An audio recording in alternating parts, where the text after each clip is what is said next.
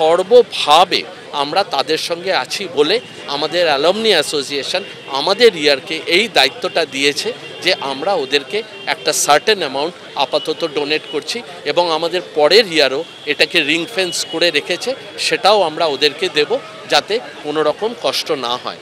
একটা বিক্ষোভ চলছে, একটা গভর্নমেন্ট ইন পাওয়ার আছে, একটা অ্যাডমিনিস্ট্রেশন আছে, আমরা সবার প্রতি রেসপেক্টফুল, সেটা কিন্তু সেখানে কোনো সন্দেহ নেই। কিন্তু এই যে বাচ্চাগুলো এখানে বসে আছে তাদের মাথার ত্রিপল, একটু আগে আমরাও এখানে দাঁড়িয়েছিলাম, আমরা ভিজে গেলাম কারণ ওদের হাতে বাঁধা ত্রিপল, তো এটা ডেকোরেটরদের মতো হতে পারে না। এখানে সন্ধ্যের মধ্যে আশা করি গভর্নমেন্ট এবং অ্যাডমিনিস্ট্রেশন অ্যালাউ করবে বায়ো টয়লেট দিতে এবং অ্যালাউ করবে আমাদের ডেডিকেটেড যেসব ডেকোরেটার্সরা আছে তাদেরকে এটাকে ঠিক করে দিতে, কারণ এই বর্ষার মধ্যে সবাই অসুস্থ হয়ে পড়ুক এটা আমাদের কাম্য না।